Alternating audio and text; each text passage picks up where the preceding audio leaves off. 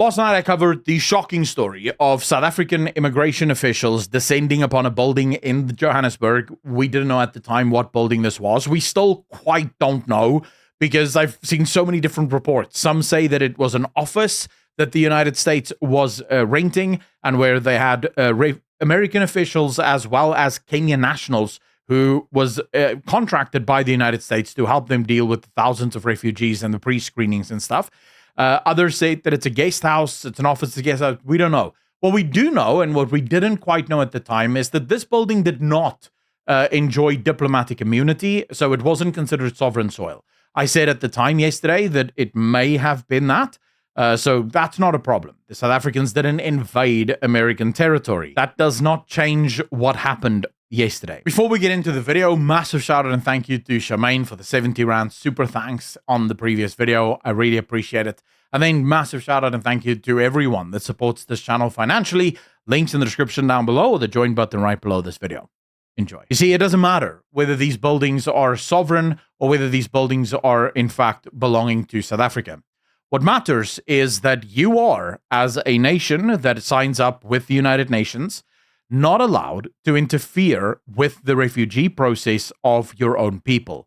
You are by law, this is under international law, which is largely useless, but still, you know, South Africa likes to tout South African law whenever it suits, or international law whenever it suits them.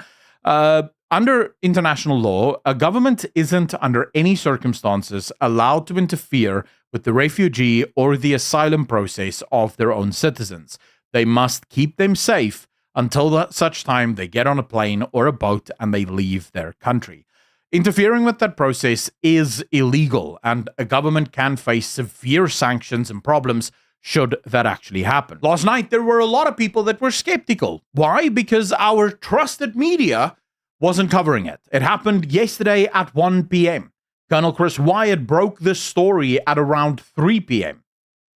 Our media wouldn't pick up on it until an hour ago. That's when the first story of the South African trusted media would finally break. And when you actually read the story from News24, it's fascinating how this reads like an official document from the South African government. You see, because they claim that not a single U.S. employee was touched by the immigration officers. They weren't apprehended. They weren't kept in custody. They were only going after 7 Kenyan nationals. These 7 Kenyan nationals was found to be in breach of their visa agreements because when the United States applied for visas for these Kenyan nationals to help them process the refugees, they were denied. Instead, they came in on temporary visas, and these temporary visas have certain restrictions on them. For example, you can't do paid work when you're on a temporary visa, and the South African government said these 7 nationals were in fact doing paid work in South Africa, which would be in breach of their visa system. Fascinating how the ANC suddenly finds room to enforce the law when it suits them, when there are millions of illegal foreign nationals living in this country that don't even have a visa, let alone the ability or the right to work here, that the ANC will absolutely do nothing about. CNN or News24 does their absolute best to make sure that we know that no Americans were under any threat whatsoever. No American official was arrested by South African authorities, and there was no interference with the refugee program conducted by the US. A senior government official who has direct knowledge of the events told News24. That is important because we know that that is false. We now have eyewitness testimony that says these officers were taking pictures of the refugees sitting there, taking video of the refugees sitting there, and they were overheard saying, "We know who you are. We now have your picture. You'll be hearing from us." This is refugee intimidation. This is the tactic from the South African government. The South African government, of course, claims that they let the Trump administration know about the raid. The problem? Both CNN and The Hill picked up the story many hours before News24 ever got around to posting their article. And in both of these, the Trump administration had no idea. This is from the Trump administration directly, and I quote, "We'll have more to say once all the facts are confirmed, but the Trump administration will always stand up for U.S. interests, U.S. personnel, and the rule of law. Interfering in our refugee operations is unacceptable." from the Trump administration themselves. CNN actually goes further. 2 American officials was briefly held by the officers from the Immigration Department of South Africa and questioned.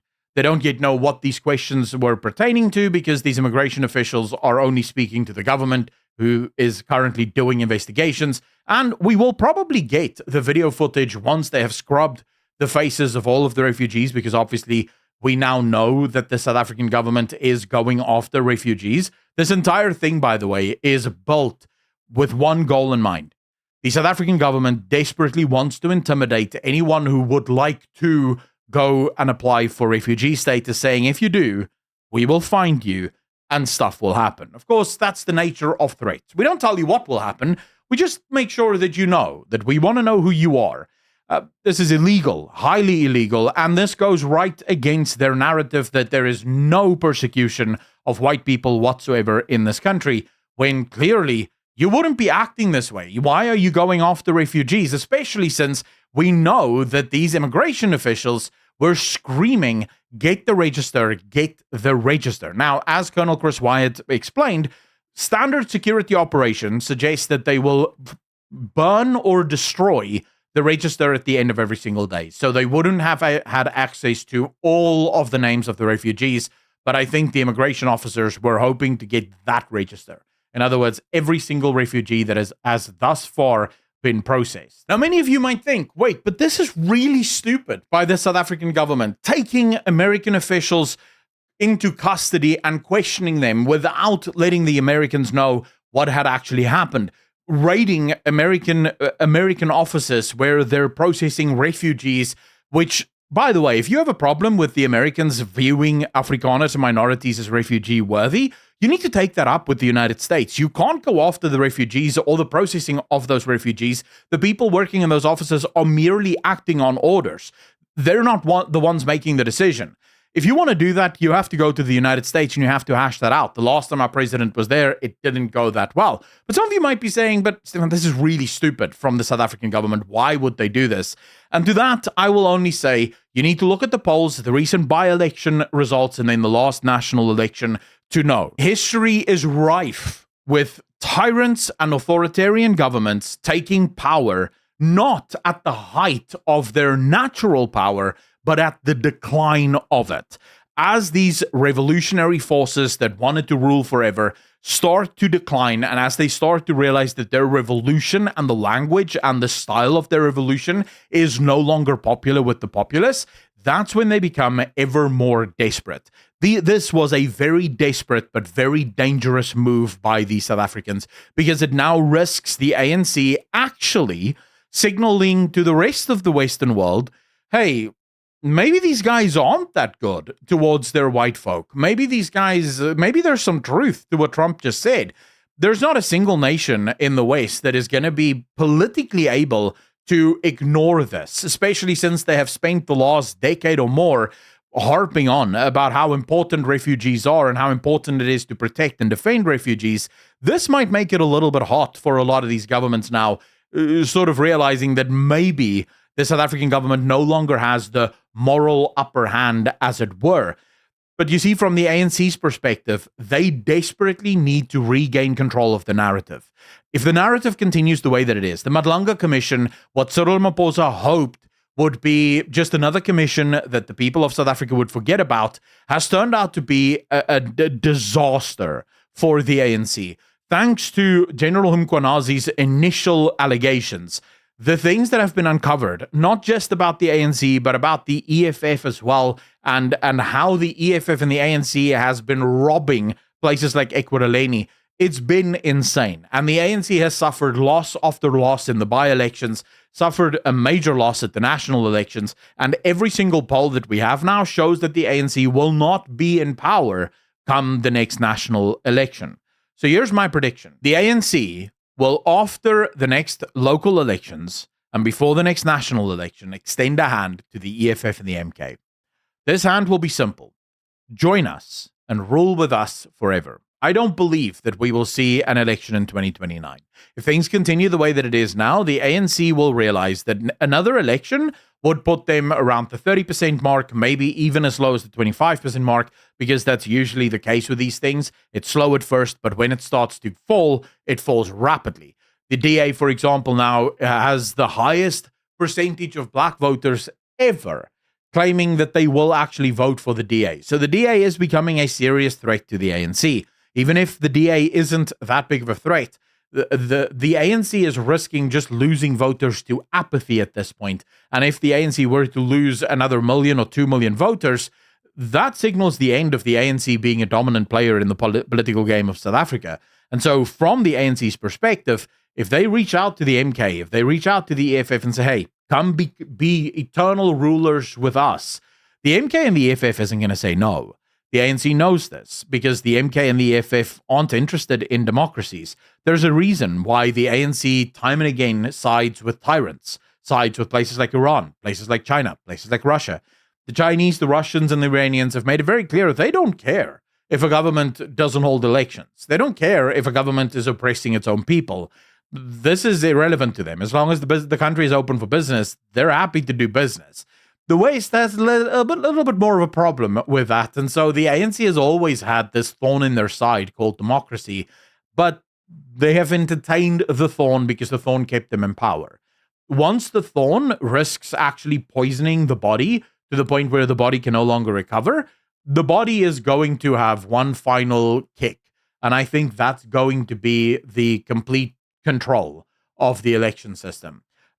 Before that, we may actually now see full-blown sanctions, but you can watch my video that I made yesterday to understand exactly how the ANC is going to, what's going to happen next. Because if the ANC, if it's found that the ANC has actually tried to intimidate refugees, if it is found that the ANC has used the guise of arresting foreign nationals that aren't allowed to be in South Africa, specifically raiding a refugee center, and if the video footage shows these officers intimidating refugees, we can expect massive, massive sanctions on South Africa. We can expect a massive escalation between the United States and South Africa and their relationship, which is going to have an incredibly negative effect on South Africa proper. As always, ladies and gentlemen, you can never trust the media in South Africa because News24 covered it about an hour ago. The others are still deathly quiet at the time of making this video. Not a peep. They're not saying anything because they're still waiting for their marching orders. What are we supposed to say, Mr. ANC? Let us know, and we'll print whatever you tell us to print. This is just the nature of the news in South Africa. But hey, they're the trusted news. Ladies and gentlemen, as always, this is just my opinion. You can let me know in the comment section your opinion. Please, if you like what I do and you think more people should have access to the content that I make, hit that like button, hit that subscribe button, and share this video around with as many people as possible. Massive shout out and thank you to all of the patrons as well as the YouTube channel members for continuing to support this channel. And then a huge shout out just once more to Charmaine for the 70 Rand super chat. I really appreciate you. As always, ladies and gentlemen, become a patron. Link in the description down below or the join button right below this video for YouTube channel members. And I will see all of you in the next one. Peace.